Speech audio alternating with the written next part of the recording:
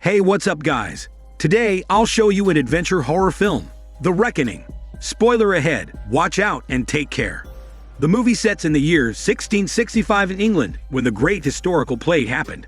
Thousands of people die daily, and only a few lucky people survive. At the same time, people theorize that the devil causes the plague, and anyone they suspect of witchcraft is interrogated or executed. A woman is arrested for being a witch. The scene then transitions to a woman named Grace, and a visible frown is present on her face. While crying, Grace bends her knee and starts praying to God. Not long after, she takes a sword and goes outside the cottage. Outside, she sees her husband hanging on a rope, seemingly dead. Grace then takes a shovel and starts digging a grave, while remembering her pleasant memories with her husband. Going back to reality, Grace uses her sword to cut the rope, and puts her husband in his grave. One of the husband's memories reveals the man suffering from a plague.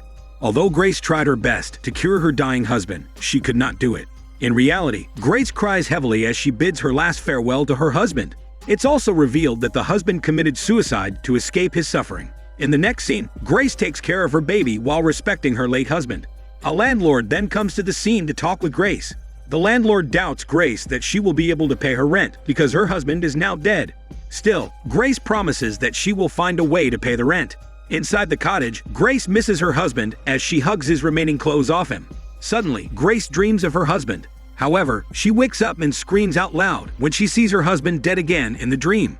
In the next scene, Grace meets with her friends to console each other. Grace says she wants to go to the town, but her friend quickly warns her not to do it because the plague is prevalent there. However, she says she needs to take the risk because she has something important to do.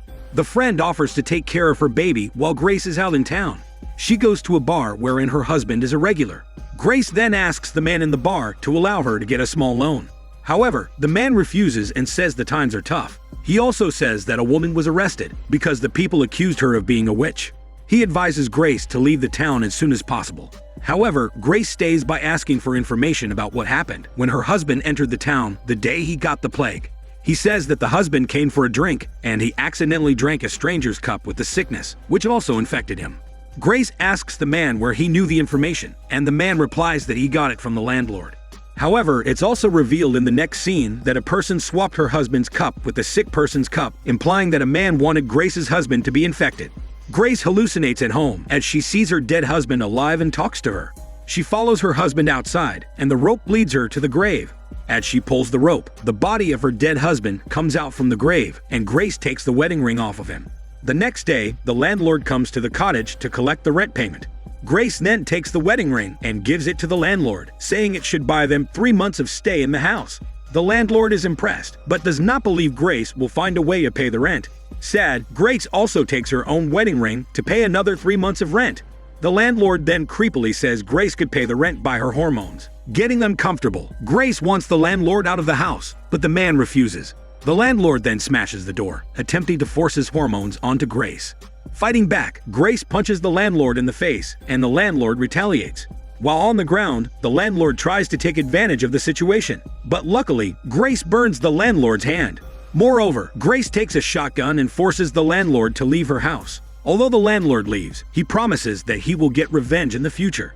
In the next scene, Grace recalls the memory of talking with her husband. She said the guards forcibly took her mother when she was still a child. This reveals that the woman in the first scene was Grace's mother. She also said that the witch hunter sentenced her mother to death due to the accusation of being a witch. The landlord goes to the bar to take his frustrations out.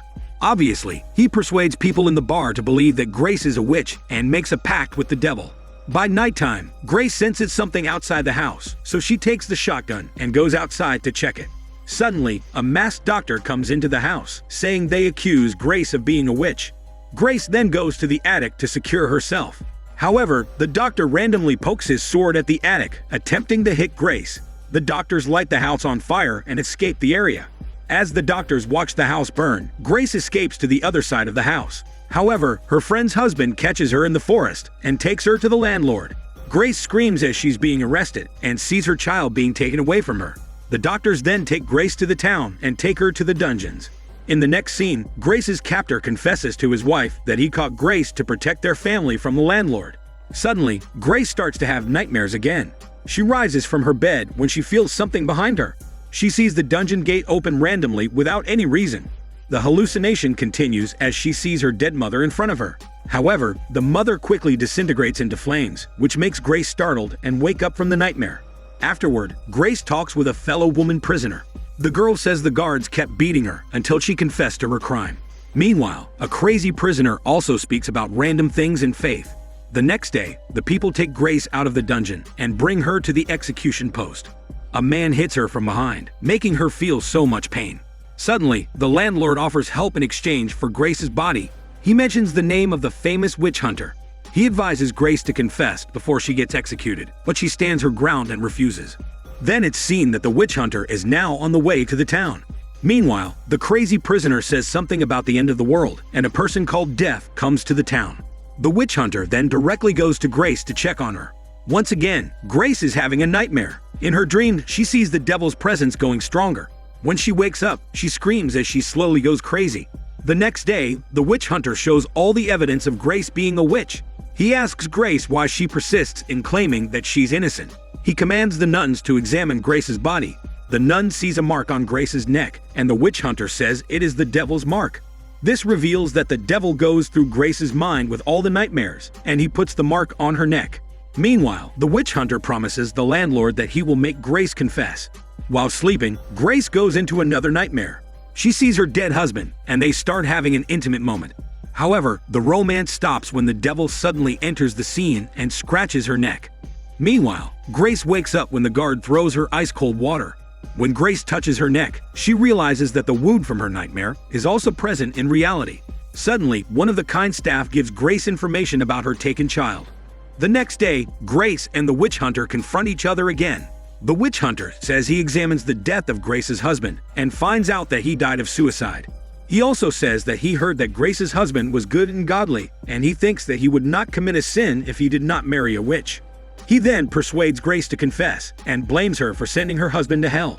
The witch hunter orders to torture Grace for her confession. After the bloody torture, Grace still stands her ground and fights for the truth that she is innocent. In the night, the devil is going through Grace's mind again. This reveals that what Grace has been seeing in her nightmares is not his husband, but the devil disguised as him. When Grace discovers the devil's scheme and denies him, the devil gets angry.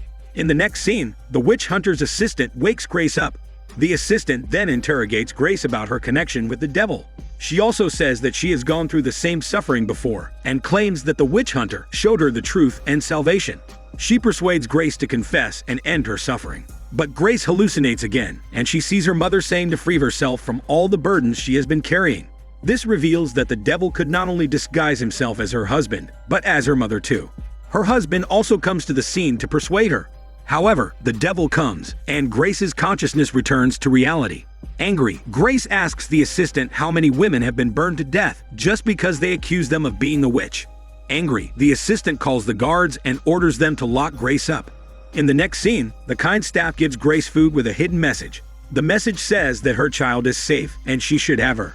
The next day, they bring Grace into the courtroom to do the trial. The witch hunter says that Grace's sin is very heavy as she makes fornication with the devil. Finally, the witch hunter gives Grace the last chance to confess. However, Grace remains silent and stands her ground. He then takes a torture weapon to threaten Grace if she remains silent. However, it seems ineffective as Grace is not bothered. Grace also says that her will is stronger than the witch hunter, which makes the witch hunter feel very threatened. So he orders his assistant to torture Grace. The assistant quickly puts the torture weapon into Grace's private part. Grace screams in agony as she experiences the most pain in her life. After the bloody torture, Grace remains silent and does not confess. The witch hunter then sentences Grace to death because of malfeasance. The landlord gets angry because the witch hunter promised him a confession. Unbothered, the witch hunter also says that they should execute her child. After hearing about her child, Grace cries heavily, fearing the death of her child. In the next scene, Grace's friend quarrels with her selfish husband. The friend says that her husband is a coward and blames him for Grace's situation. The friend then pushes her husband, and in retaliation, her husband punches her in the face and starts choking his wife. To fight back, the friend goes for her husband's eyes, stunning him. She then takes a stone and throws it at the Ferrari horse. The horse then moves and runs over the husband. The weight of the Ferrari carriage flattens the husband's bloody face. Meanwhile, Grace asks the kind staff what they will do to the dead body of the sick prisoner. The staff says that they will dump it as soon as possible. To make a plan, Grace tells the staff that she plans to escape with her child and wants the staff to help her. She then asks for a meeting with the witch hunter. The kind staff goes to take a bottle of the dead sick prisoner's blood, while Grace and the witch hunter confront each other, and Grace says she will confess on only one condition. The staff then mixes the sick man's blood with the witch hunter's wine. This implies Grace's plan to infect him with the plague.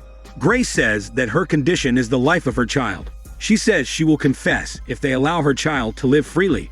The witch hunter agrees, but wants his assistant to take care of the baby to ensure her salvation. The kind staff comes to the room with the infected wine. Grace and the baby separate when the assistant takes the baby away. Grace and the witch hunter then talk to each other formally. The witch hunter wants both of them to drink the wine to honor their deal. At first, Grace declines as she knows that the wine is infected, but the witch hunter would not want to drink alone. Leaving with no choice, she agrees to drink the wine so she can continue with the plan. Both of them drink it. The witch hunter then dares Grace to confess her sins right before him. Grace bends the knee and says that she will confess something. Fooling the man, Grace says she confesses that she's not a witch. She then takes a knife and uses it to stab the witch hunter's hand, making him scream in pain. She also takes the other hand to make the witch hunter unable to move. She then confides to the witch hunter that he made her watch her mother burn to death while she was still young, and that the witch hunter has victimized many innocent women. Grace also tells him the wine is infected with the plague, shocking the witch hunter. Meanwhile, the kind staff sneaks into the landlord's room and takes Grace's baby successfully. Suddenly, the landlord wakes up, but the kind staff attacks him, causing him to lose consciousness. In the room, the assistant comes to the scene and attacks Grace. Both of them engage in melee combat to fight for their life. Just as Grace is about to be killed, she grabs a solid object and smashes it to the assistant's head. The object is flammable, and the assistant starts burning to death as she jumps out of the building.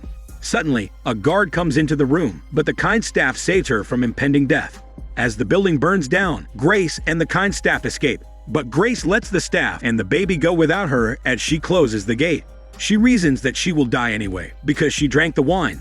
However, the kind staff says the wine was not infected, because the landlord swapped his own wine for the witch hunter. Knowing about the information, Grace changes her mind and wants to escape. However, it's already too late. Losing hope, she instructs the kind staff to bring the baby to her trusted friend.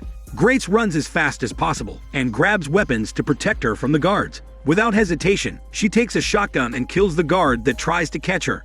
She then takes the keys to one of the guards to free the other prisoners. However, the landlord catches one of the prisoners, and he kills her with a gun. The landlord and Grace fight each other, but the remaining prisoner helps Grace, resulting in Grace stabbing a sharp wood into the landlord's stomach. To finish the landlord, Grace takes a sword and decapitates the landlord. Meanwhile, the witch hunter is slowly burning to death. Suddenly, Grace longs for her dead husband, and she sees his presence, encouraging her to escape the castle. The next day, the kind staff brings the baby to Grace's friend. The friend takes the baby, and they escape to a safe area. The scene slowly fades away as Grace escapes the castle and walks her way toward her hard-fought and deserving freedom. This is Daniel CC Movie Channel. Stay safe and enjoy your day.